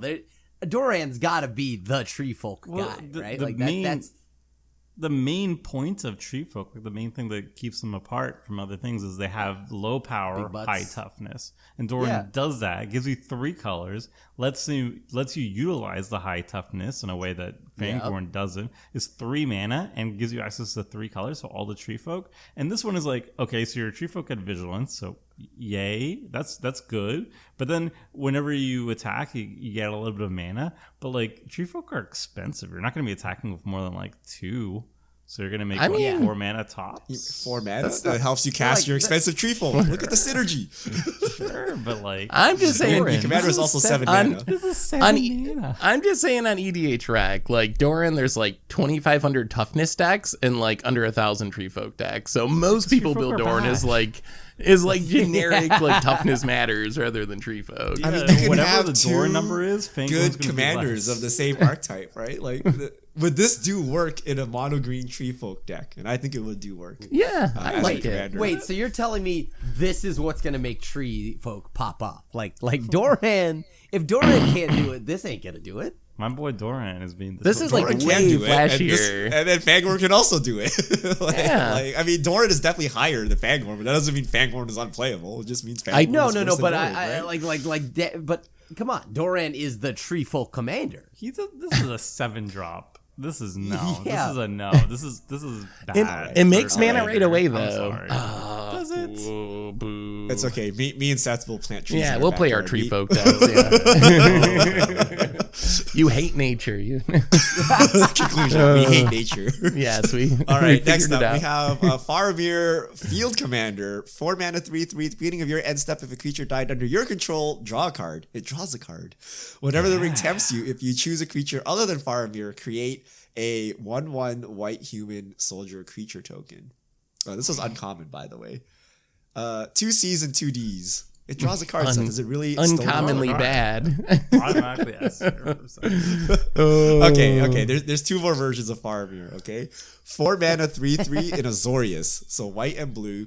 At the beginning of your end step, choose an opponent. At the beginning of that player's next end step, you draw a card if they didn't attack you. Otherwise, create 3 1/1 white human soldier creature tokens. The Prince of Ithilien. C's? I actually have this like a high C and a low B. I just can't really decide. I think this card is kind of cool. It spawns bodies or it draws you a card. Although I think I always want the bodies. Like the bodies are the good mode, but if you get the bodies, you need to be attacked, right? Right. Yeah. But so then you're kind of retaliating with more damage though. But how do you make your opponent attack you? Blue and white's good at stopping your opponent from attacking you, but they don't have any effects that make you get attacked. It's the inverse actually. You're like saying, "Hey, you better are you going to attack me?" Like it in a weird way, the best mode is getting the tokens, but at the very least you still draw a card. So you kind of play this game where it's like reverse politicking. You read the cards like, yeah, you wouldn't want to. This is a lot of work to just either draw a card every turn or make 3 Or 1/1s. make- This is a lot of work and hoops you got to go through to make this work. And that's kind of Making just 3 1/1s ain't a joke, dude. Especially if you could double your tokens. I think the thing is, let me tell you it about makes it. Elspeth Sun's champion, Crimp. You can just cast her Okay, sure. So- and make them at your free will. The But fact that that's your not opponent your gets commander. the fact your opponent gets to choose makes it so hard to build around. Because if Yeah. they see you have intangible virtue, anointed procession, like of course I'm not going to attack you and give you like 22 twos. But if you have nothing going on, then like that's the challenge. I don't know how to control it. And that's how it's fun. It's not controlled, I don't think. It's going to vary. Your gameplay is going to vary. I think like the point, like I think Seth nailed it before when we were talking about Earmore and Eowyn. Like they're meant to be played together. Faramir's meant to be played in the Monarch deck. Like we'll see the next card actually directly refer to it, but like the idea is you take the Monarchy, so now suddenly your opponents will be attacking you. Like even if they see intangible virtue and stuff like that, they're not gonna say no to card draw, and then that's how you get your 3. That's how you get your 3 counters each turn. Is you get the Monarch, you become the Monarch, and then you start taking it back over and over again. Like that's the point. But like, I wish this was like 2 mana. Would that be Yeah. too much if it was 2 mana? No, okay, 3 mana is like in the middle. I think 3 mana. is fine. 3 3 4 is is fine. fine. I Like, think. oh boy. 4 is a bit I wish high. it just gave you the monarchy on ETB, then I'd be fine with it. Yeah, if it was the same card but ETB Monarch, yeah, that was good. Yeah. All right. Yeah, Steward of Gondor. 1 white and a blue. 2/2. Whenever a legendary creature with mana value 4 or greater ETBs under your control, you become the monarch. At the beginning of your end step, if you're the monarch, create 2 1/1 white human soldier creature tokens. Eerily What familiar. the previous one should have been, right? This is what we were asking for. We gave it B's across the board. This was good, right? This card's gas. Yeah, I think this one's sweet. I mean, you can make yourself the You're monarch not a going to lot. poo-poo on the fact that it's an Azorius human commander that you need red or something. No, we're good. How does I mean, like, Silvar well, play this? I don't think it's a human commander. It's a Azorius Legends Matters. It's more of a commander, I Legends think. Yeah, commander. or like a token deck, right? Or just like a you build into monarchy deck. Like Yeah. Crim's all about those tokens. every single card Dude, I is love becoming my tokens. legendary, so you don't really need to go out of your way to play legendary creatures. All right. And then apparently this next card is the hero we all needed that we didn't know. Farmer Cotton. X, green, and a white. Halfling Peasant 1/1. When Farmer Cotton ETBs, create X 1/1 white halfling creature tokens and X food tokens. This is A great. average. Seth and I gave it A. Krim and Tomer gave it a B. Farmer Cotton got the best card here. What is Farmer cooking here? Farmer You create Cotton's X popping off, dude. X going halflings on and here? X food tokens? Yeah, that's nuts. That's ridiculous, yeah. That's like really strong. We haven't had an effect like this from the command zone. This is like a White Sun Zenith style effect that also gives you food tokens Yeah. that you can cast repeatedly from the command zone. Like, it's a sweet food commander, it's a sweet token commander. This is one of my favorite commanders from the whole set, honestly. Like, it's unique and I think it's powerful. Doesn't it cost a lot of mana though? Yeah, you're in true, green though. You can do a lot of ramping. Yeah. It's pretty much free until like the I mean, fourth time you once cast Farmer it. Cotton dies, you're like very sad. But the first cast is pretty Are good, you? right? The first Are cast. You get to recast. Wait, them. wait. Are you sad? Because then you get to play him again. Yeah, but you need so much mana to make the recast Again, like, pop off. you're in right? green. It's free and like until the fourth time you cast it. You're I in mean, green. Ashnod's Altar is really fun with this, right? Like, Yeah, Ashnod's Yeah. Altar, and you have that new enchantment from Right. the set, Elven Chorus or whatever, where you can tap all your Yep. creatures for mana and play off the top of your deck. So you like make all the tokens, sack it, do it again, make all the tokens, you tap them for mana, do it again. Cryptolith rights to like get more mana off your creatures. Like you could do a lot with this. You have I lands like from it. sacking your food tokens to whoever that Eleanor Yeah, the Gardner basic- was, right? Sure. I Yeah. feel- Yeah. Why not? It's pretty good. It's pretty I'm good. kind of sad that Farmer Cotton is the most excited card. Who's Farmer Cotton and why is he so good? That's All right. it though. He's just the everyday guy. Okay. We're moving on Part to of the main Bywater protagonist. Battle Okay, to we got Frodo, Adventurous Hobbit. Okay, so white and a black. It's Orzhov, partner with Sam, loyal attendant. Vigilance, whenever Frodo attacks, you gain 3 or more life this turn. Or, no, if you gain 3 or more life this turn, the ring tempts you. Then if Frodo's your ring bearer and the ring has tempted you 2 or more times, draw a card. 1/3. Frodo, we have 2 C's and 2 A's. We are very divided, averaging out to a So- B. So you Why gotta is Frodo good? you gotta grade this in the context of the partner pairing. Like 100% of the time, people are gonna play this as a partner. And by itself, this card doesn't make much sense. But when you have Sam, which makes you a food each turn and lets you sack your food for 1 mana, it actually quickly turns into a card advantage engine. This is one of the cards where the ring tempts you actually matters. It makes it unblockable, then you're looting, and then you're also drawing an extra card, and it kind of snowballs out of control. So I think as a partner pair, I really like Frodo and Sam. I actually got the precon and I've been playing it, and it played way better than I expected it to. Without Sam, it would be a D. Like, it's trash. Like, don't play it without the partner. Like, that's the only way to play this card is as a partner pair. This So is you're like counting bad it as a tin, though. 5 Like, mana, but it's very 1/3? good. No, think of it as a 2. It's like, yeah, well, I guess like 5 You got to mana. have the other one out, and then you need to attack, and you jump through these hoops, and then if you're good, you draw a card. It's bad Like, is tin though, but it's like it's good value. Like Frodo's a 1/3. He can't attack. He's gonna die. Well, No, no. the- Remember, you gotta- because the ring you gotta makes ring, it gives it basically. skulk. Yeah, the ring gives yeah, it you skulk. got to use the ring abilities onto Frodo, and then you draw a card. Like that's the payoff. Yeah, but all you need to do to get the skulk is gain 3 life 1 time with Frodo on the battlefield. and then you Sam get- makes the food token on your each combat, so you have the food to gain the 3 life. So together it makes a lot of sense. It's It very actually cute. plays pretty well. I see some value there, but is that worth it? I'm confused. bad Is this too. A? You're scared of this? There's a lot of new food synergies like from this set. There's like so- an Eowyn Shield Maiden on one side, and there's a Frodo deck. And you're like, oh, we gotta kill the Frodo deck. Watch it. You know, they're I gonna think pop that's- off and draw a That's card. kind of like its greatest strength is you're not paying attention to Frodo and Sam. You're dealing with Aragorn and Gandalf at the Black Gate while while Frodo and Sam, Frodo's just drawing a card and looting every single turn. Everybody's not paying attention to this 1/3 skulking around Mount Doom, you know? and then boom, like all of a sudden he gets there. You know, you're drawing an extra card every single turn. You're looting, so your card selection is better. You're doing a little bit of extra damage, and then wham, you're done. It's over. Frodo throws the potatoes into the volcano. That's how it works. I don't know if I buy this, but maybe it's a B. It's a Yeah, very. I'll admit cute. that maybe it's a B, but like I don't know about an A. I'll bump it up to a B. Yeah, it's a fun it'll impress you. It'll impress They're my you once favorite you see it in characters, action. by I the way. think. Okay. Not okay. Sam I and mean, Bill. I'm sure we'll see lots of photos. Actually, The fact that Sam and Bill isn't like a partner pairing is upsetting. The fact that you knew still it on was Bill Sam Lafoni? Force is fantastic. That because shows it's that such a you sad- have a doctorate. It's such a sad story though. Like Bill was. Whatever. We're not gonna. they should have just made Mega Partner. Like you cast one fellowship member, you get the whole fellowship with you. They all come. Yeah. right. Mega Like, partner. That's what we were Only trying if to they do. call it mega partner. Like that's the main thing. Oh no, fellowship, right? No, has mega to be partner called is fellowship. funnier. It's got to be mega partner. No, but then they enter with a +1/+1 count.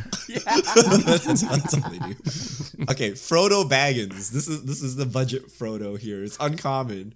Selesnya, green and white, 1/3. When it ETBs, or another legendary ETBs, the ring tempts you. As long as Frodo's your ring bearer, it must be blocked if able. D's across the board. Tomer a little higher with the C. I think that's a combo of C. Frodo Baggins, is there not? I mean, Is there? what is does the combo do? Like force Sonic them the to block Hedgehog and then they have to combos are sacrifice or something? Yeah. Well, you get Sonic. Sonic the Hedgehog on the battlefield, right? The Your ring secret lair, and then Okay. Frodo Determined Hero, my favorite card here. I'm very sad to see his ratings here. 2 mana, 2/2. When he ETBs, you may attach target equipment you control with mana value 2 or 3 to Frodo. As long as it's your turn, prevent all damage that would be dealt to Frodo. Or when ETBs are attacks, you can attach, sorry. And it's mono white.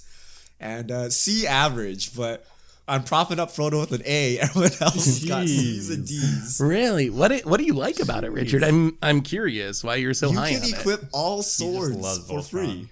it. True. Like when it Slowly. ETBs in every attack, and then you can't actually kill Frodo in combat with damage. Like, is that not scary?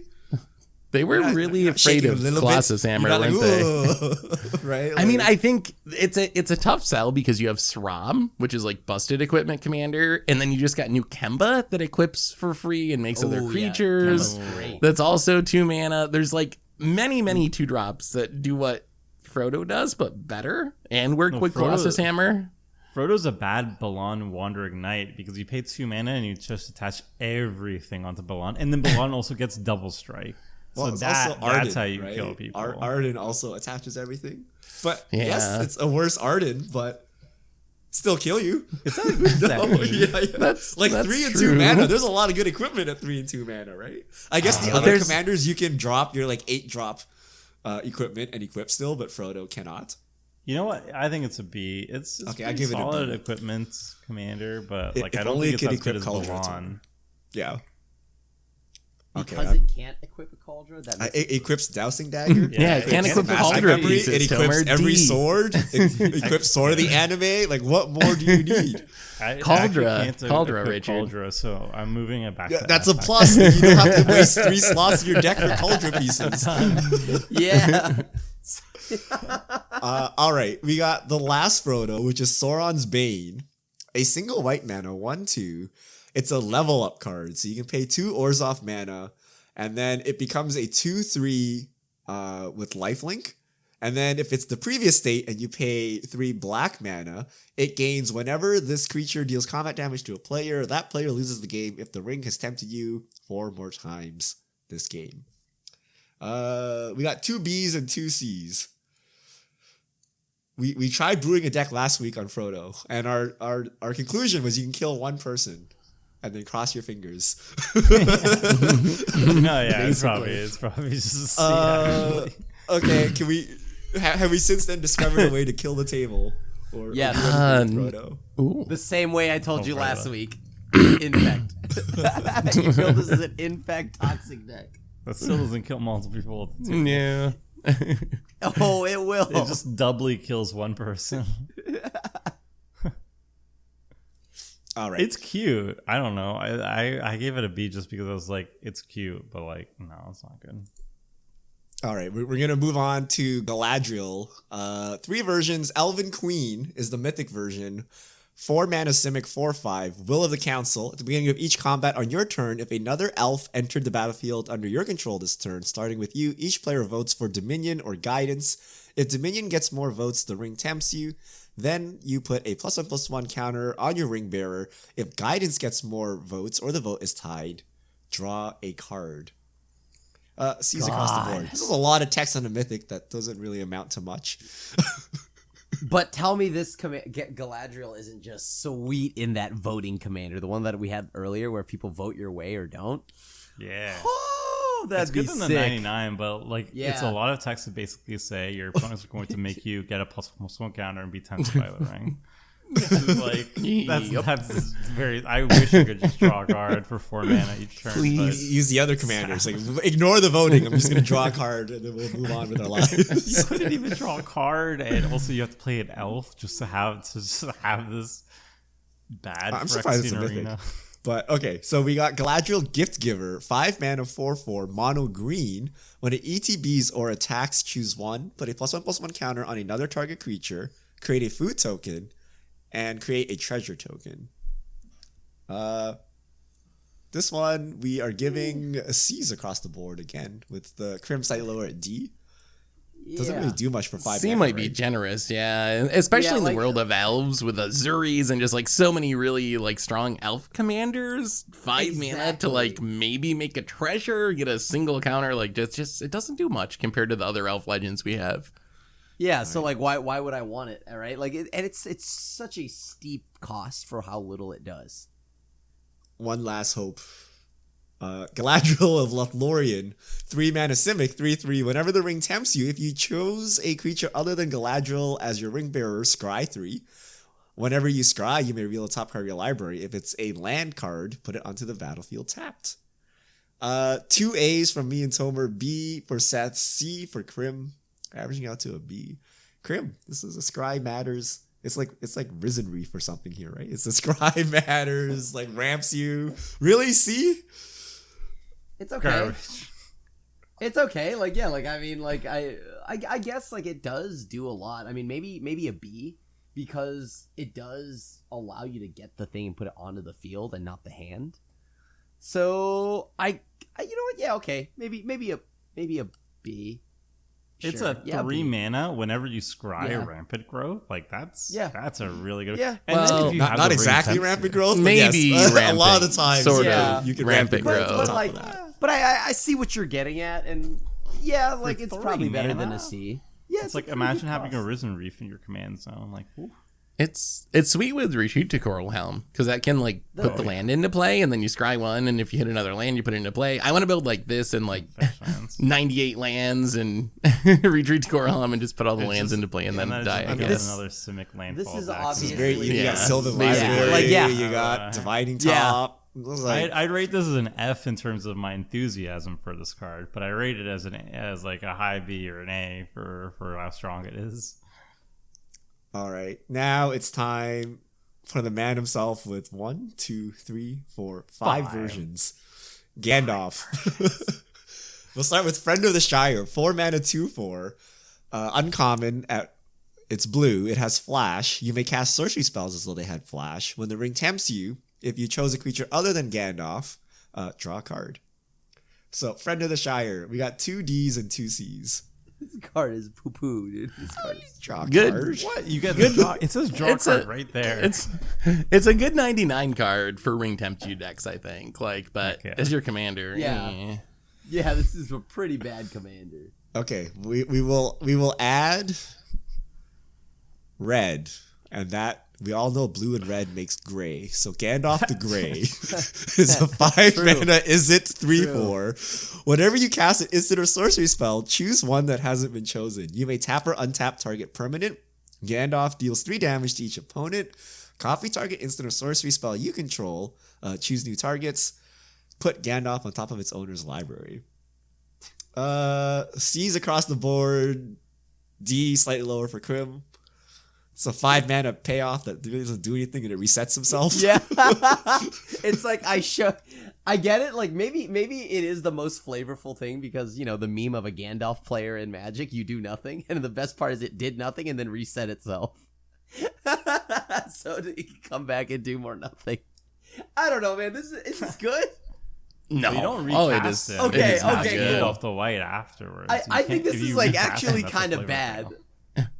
Yeah, I think this is There's- kind of bad, dude. There's just so pretty many cool. spell slingers. It's pretty bad. There's But so it many gets spell slinger commanders. Like, if you want to play it for fun, just like take Niv Mizzet Perun out of your good deck and put this in its place, and you'll win way less, but you get to play a Gandalf deck. Okay. And also, every single time you put it on top of your library, you say, "Fly, you fools!"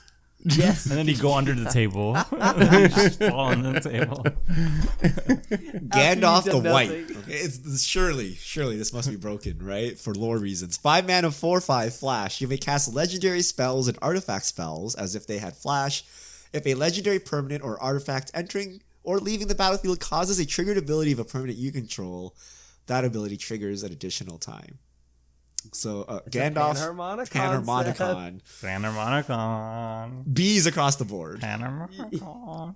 Yeah. It's good, right? It's enter and leaving, but it's a legendary permanent or That's- artifact. So when this was first spoiled, I did a little research on it. The main challenge is playing this as your commander.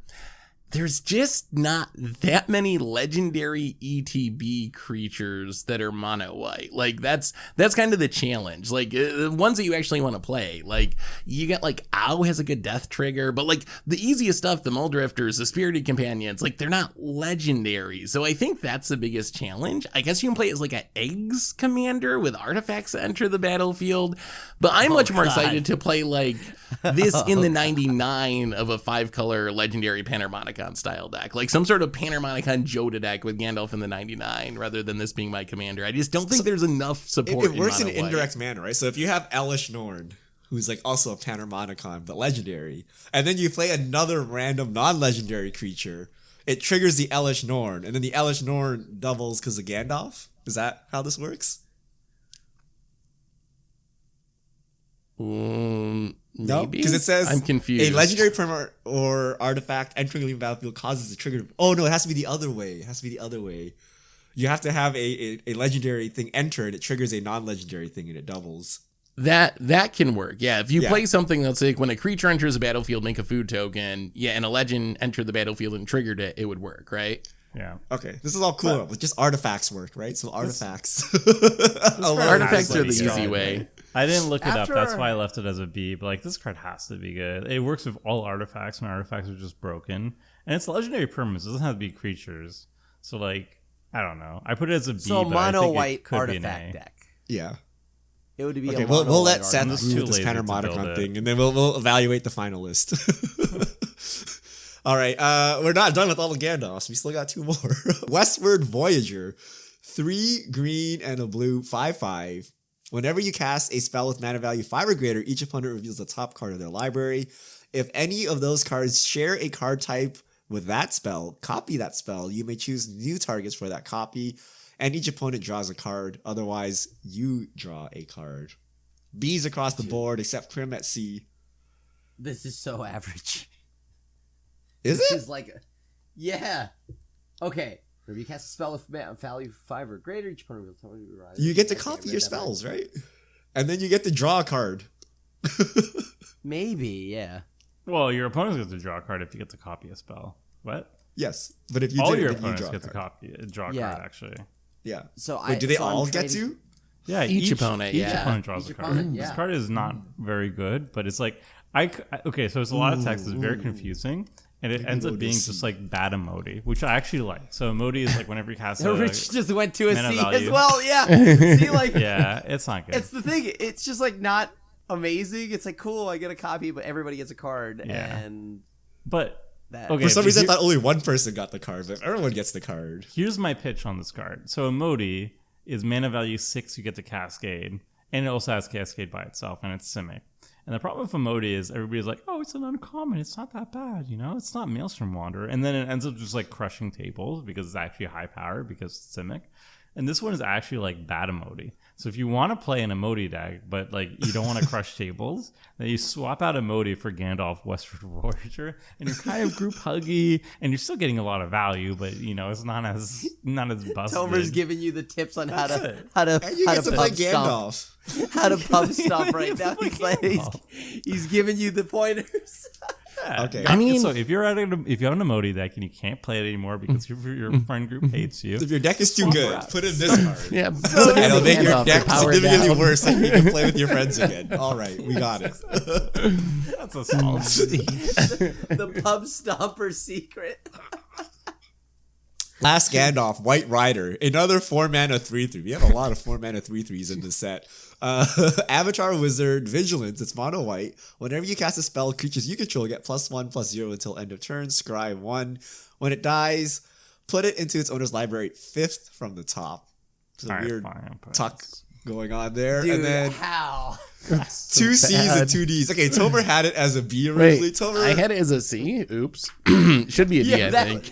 Yeah, I'm what like, is the upside? I- Is it not just like every other 4-mana uncommon thing we've seen that pumps your team? yeah. Is this I not, I mean, it's curious, kind of like, what- repeatable, but is this not all your creatures have pseudo prowess except instead of getting a toughness Except boost, it's you in get white. scry? But you're in mono white. but you're I mono put it- I white, put it as yeah. a Z. Defiant This Strike. effect's not bad, right? Like, I don't know about that, dude. I think it's pretty bad. That's why I wanted to hear Seth because Seth had it to be. I'm like, man, Seth is on that like that. I think separate it was C. wavelength. But yeah, I mean, I play in like Narset. It would be sweet in the 99 in Narset, I think. but it Sure, triggers yeah, off yeah, every yeah. spell. So is this not just good in like a go wide deck as part of the 99? Like, scries a bunch. It's a pumps. go wide that you need to like cast lots of spells while you're at this. Like you You like cast, tokens, like cheap token makers, maybe. yeah.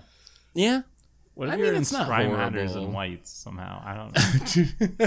Come on. I'm not I gonna mean, lie like you could here. theoretically, you have a mentor of the meek or something, and you just like chain 1-drops together and pop off, and then try to pump your team and kill someone. This is a lot of work. If you Yeah, can you make do a lot. Gandalf green or blue, he would be awesome in those Simic Scry commanders. I'm just saying. Yeah. But he can't. I'm just so. surprised that Gandalf had so many cards and all of them are not that great. Like the best one is Gandalf the White, and that's just okay. Like that's Gandalf the pretty- White is gas. I'm gonna show you all. All right. I like it because it's a I'm sorry, Gandalf the Panaronicon, White is really but- good. I thought Yeah. I don't know. I think I was expecting something more from Gandalf, and I'm a little bummed about it. Like the I mean, the it Gandalf- shows his progression in power Sure. level throughout the thing, so it kind of works. okay. It's Yeah. awful, so it makes sense. Okay. Gilrayan. I don't even know this character. Gilrayan, Dunedin Aragorn's Protector. mom. Oh, 2 and a white, 2/3. Legendary creature, human noble. 2 mana tap, exile another target creature you control. You may return that creature to the battlefield under its owner's control. If you don't, at the beginning of next end step, return that card to the battlefield under its owner's control with vigilance and a lifelink counter. It's like a blink commander. Okay, we got all C's, but Seth with the B. There's a lot of work to add a counter on something. You get to blink things though. it's a blink. It's good with Panharmonicons. Oh, Your my. spirited companions, Richard. gave 2 mana, Gandalf- draw a card every turn. You got the 2 mana tap to blink on your command. Yeah, and you know what? Since it's Aragorn's mom, it's literally The- Panharmonicon, right? You could also Maybe- be Panhar- Sure. Maybe B's a bit high. Maybe it's more of a C. It might be more of a C, but still, like 2 mana you can for blink this. things. No. Yeah, I mean, Guard. you can also remove things like from blocking and stuff like that because you can blink it Wow. till the next end step. well, Yeah. I But you can tell only another blink target your creature you creatures. Oh control. wait, no, Yeah. no, you can't Yeah. even do that. It's your It's creatures. not displacer. It's not a Yeah. displacer effect. But you can attack and then blink something that your opponent blocks unprofitably to save it from combat, like a really bad Mazavith. And you spent 2 mana and tapped her to do this. And yeah, okay, Yeah. maybe Okay. And then you're like, why? Maybe I it's would bad. just play a Muriel or whatever the unicorn is, right? Like Preston, the unicorn. Yeah, there's a lot of other options. All right, she only had 1 card. She wasn't destined to be good. We got Gimli, who has 3 cards. 3 and a red, 4/3 uncommon trample.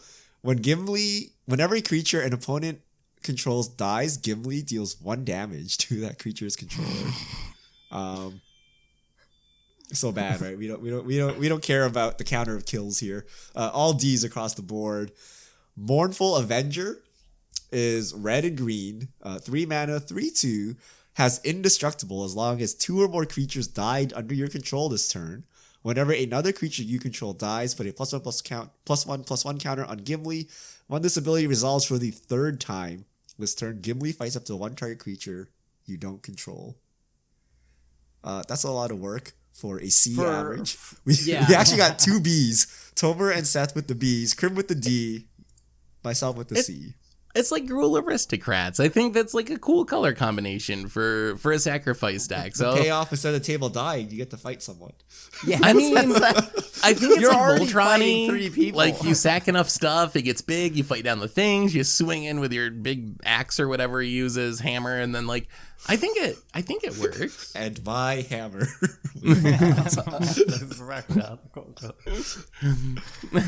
I don't know, man. I think Gruul Aristocrats is a cool design space, and it's not good, but it's not bad. It's a good deck. It's not that bad, yeah. The payoff, You have to have the 3 payoff creatures is like, dying.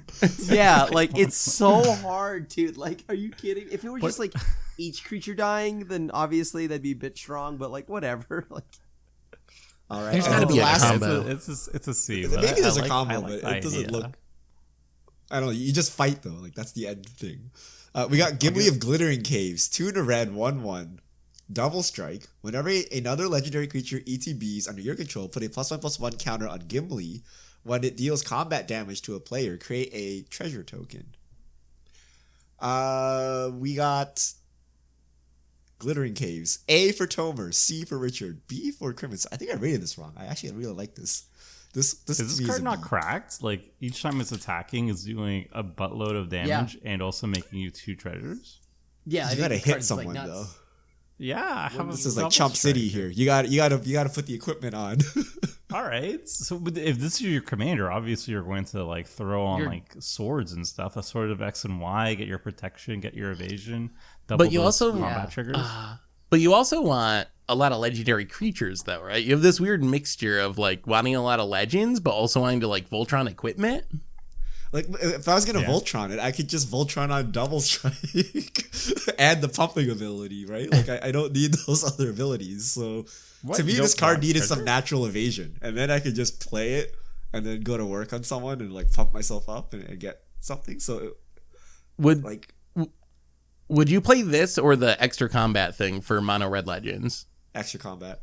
The extra combat play you think this. is stronger What? than this? What? This is very No clearly I could put any way. red commander and load up my 5 swords and do just as much work than Ghibli. I would do the extra combat one, I think. I kind of just like it in the 99 of a treasure deck. Like just like Sure. comes down early, try to attack people, but yeah, I think I would play extra combats too if I had to play Mono Red Legends. He really needed Mountain Walk. If he had Mountain Walk, I Ooh, think- there we I go. think that would be good. And then you could play Blood Moon, and no one would be upset. Oh, that would be No so one would be mean. That would be really good, actually. People were upset Alright. when I played Blood Moon in my werewolf deck, so I think people get upset about anything, honestly. It's fine when they're upset, you just kill them after they're upset and they're out of the way. Yeah, Cool off. go take a lap. Okay, Glowing Dwarf Emissary, 3 mana, 3/3. Whenever you cast a historic spell, create a treasure token. This ability triggers only once each turn. Tap, sack a treasure, goad target creature. Heck yeah. Yo, it's glowing. It's glowing. Just a C, But mediocre. okay, so this kind of sucks. Like, glowing is like I thought he'd be a little bit cooler, but yeah, okay. This is The once per turn restriction is kills nerfing it. him. it Kills makes it. it kind of a bad card. Oh, I mean, That's the he problem. makes a treasure. He goads. I like goading. Goading's a little bit underrated, I think. But I mean, he's not. Are you gonna really Interesting. sack your treasure though that you worked so hard for? And tap your Yeah, commander if you to have go like to You're something? you have, once a per big turn. creature- if you have a big creature on the battlefield, and I'm like, Yeah, hey, but- So you play Dockside, you made 12 Yeah, treasures, okay. and then you start sacking them one each turn to go something. And combo. That would be Gloin carrying, not Dockside. Glorfindel Dauntless Rescuer, 3 mana, 3/2, Elf Noble. It's green. Whenever you scry, choose 1, and Glorfindel Dauntless Rescuer get +1/+1 till end of turn. Wait, what? Choose 1. Okay, choose 1 of this list, and then it also gets +1/+1 till end of turn. And then the 2 options are: it must be blocked if able this turn, and it can't be blocked by more than 1 creature each combat this turn.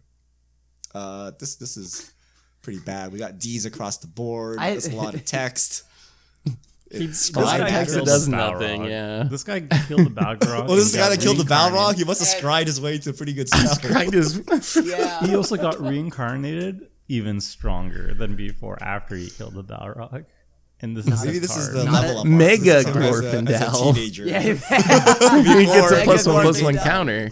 he was reincarnated and not as a slime. All right, go to the next one. All right. Goldberry, River Daughter, 2 mana blue, 1/3. Tap it. Move a counter of each kind not on Goldberry from another target permanent you control onto Goldberry. Blue and tap. Move 1 or more counters from Goldberry onto another target permanent you control. If you do, draw a card. 3 B's and a C. I gave it a C. Actually, that's a lie. That's a lie. I'm okay. giving it Krim a has C downgraded her because- to a C. So You just move stuff around and draw a card. Does that warrant? It's like mono blue sagas. Like you can keep reusing your sagas, removing counters, adding Okay, other ones, or like charge counter synergies. That's the part that I think's interesting. Like move around +1/+1 counter is not interesting at all, but there's unique counters you can move around. Problem is, it's mono blue. It also True. has to tap to. It's so no- every turn you it's can no tap it cheesy, to, that's for sure. save- That's Yeah, it's no cheesy. I don't know. to This save card's- you 1 saga counter. This card is interesting. It's worse than Arwen, but I think it's Like, unique. it's I rate something- it. I it's rate it unique. highly because it's like unique. I think, and we haven't seen a lot Yes. like it. yeah, moving like. But as far Saga as yeah, power, it's maybe like- I'm overrating it because maybe its uniqueness is blinding me to its actual power level, which probably isn't that high. Okay, and then to cap things off, we got Gollum. Wait, who does the Gollum impression here? Krim, hit us up with your Seth- Gollum. Yeah. Seth- Yeah, it's Professor Seth- Krim. I We just got heard Obsessed Seth today. Stalker. 2 mana, 1/1. It's black. It has Skulk. At the beginning of your end step, each opponent dealt combat damage this game by a creature named Gollum. Loses life equal to the amount of life you gained. 3 A's and a B. This is Why are you really all strong, saying right?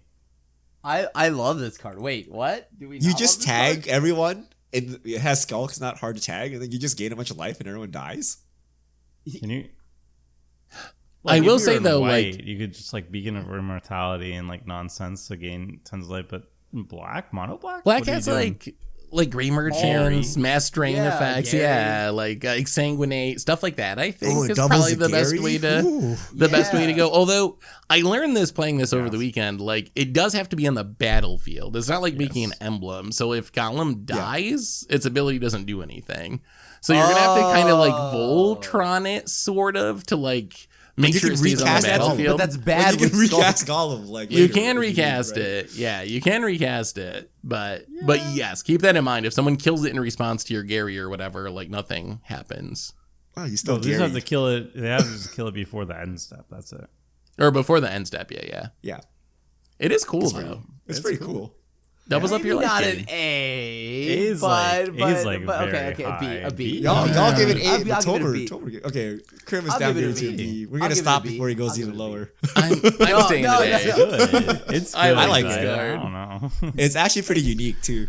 You gotta do the hand is. movements as you're playing the card. Yeah. You know, like I really liked it in the 99, but I mean, if Krim does the impression every single time I cast it, that's a solid S. Well, give it the rating. Yeah, that you yeah. have to do the impression every time you play this Yeah, card. if I cast this, if I cast Golem every single time and Krim had to do the impression, I would give it an S. All right, we got Ancient Fodder. 2 mana, 3/1 mono black. When it leaves the battlefield, the ring tempts you. Black, sacrifice a creature, return Golem from the graveyard to your hand. Activate this only as a sorcery. Wait, why do you guys? It's 3 Bs and a C. What's Okay, going on here? Krim is I thought just you all were downgrading like golems left laughing and at right. the when ring I tempts. when I rated this, it was because I wasn't rating it only as a commander, just as a card in the deck or a commander. So this is not a good commander. Okay, I here's my hate pitch. the ring temp. It's a sack outlet that can sit in your graveyard. So it That's just sits in the true. graveyard, and you have a sack outlet forever. And then presumably there's some looping combo here, but why would you not just use the zombie? But I think a sack outlet that sits in your graveyard, that's got to be worth something, right?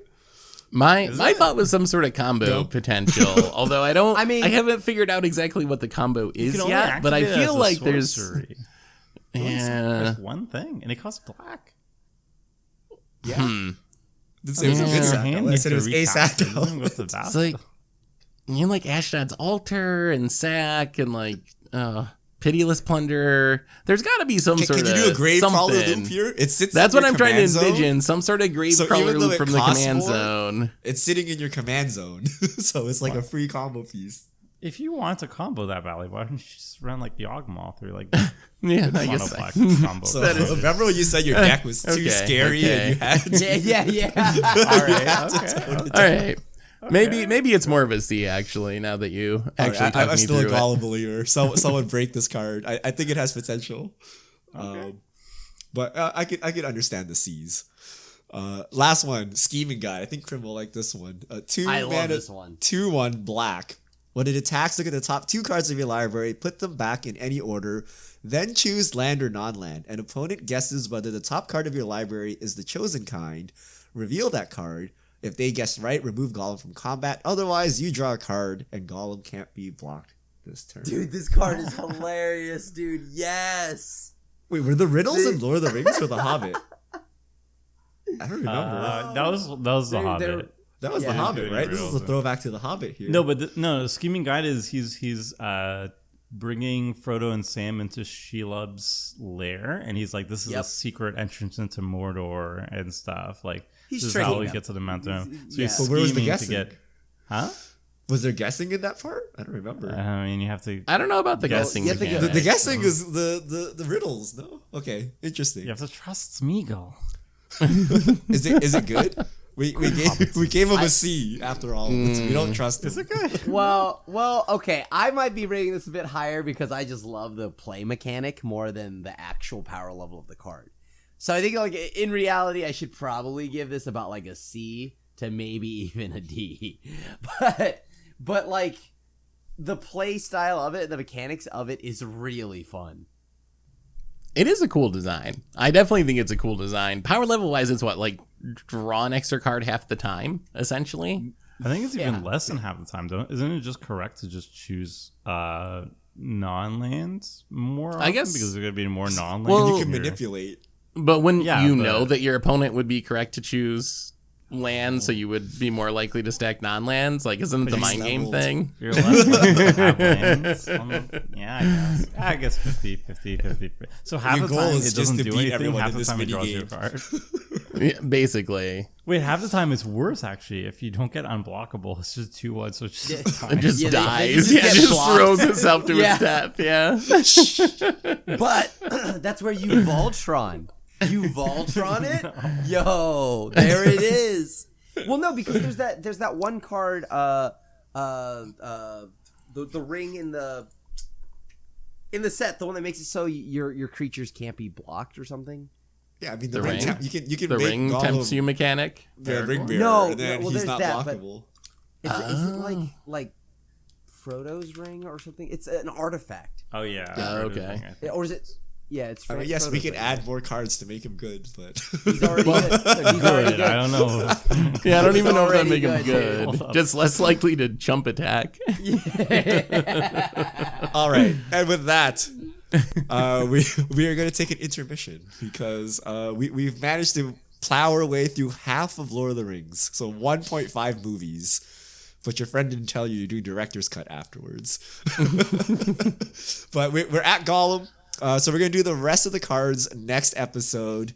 So far, before we go, initial impressions so far, flavor, power. I mean, flavor's great. Power is medium to low. It's like low. The power the power levels, I think there's only like 2-3 cards that might actually be like kind of nuts. I will say our grading, I think, did this set a bit of a disservice. I think the power level looks worse because we're grading these cards as if they're our commanders, when correct. Like 10 of these cards are designed to be our commanders, 50 of them are designed to be played in limited, and then the other 50 are like supposed to be in the 99 in commanders. So I feel like we're probably ranking them in a way that looks worse than it actually is, because a lot of cards that we're giving C's to and D's to, I'm actually really hyped to play in the 99 of various decks. So I think partly our focus on commanders is keeping the grades lower than it would be otherwise. So I think the power level as your commander is low, but they're probably still C's, but you would play them in your deck because they're like on theme and like there's a reason for it, right? Like it's a highly synergistic deck, but you wouldn't just plop them in generic decks, but you would plop them in a very specific deck and they would do work. Yeah, a lot of these I would rank low as a commander, but I rank them much higher in the 99. And also, legendary creatures mattering is a theme in the limited format. So I think a lot of these aren't even meant to be commanders. Like Baragond of the Guard, I don't think was ever, the designer was like, oh yeah, I can't wait until people build Baragond as their commander. I don't think that was a Baragond fan club is in shambles here. We're gonna have to show you.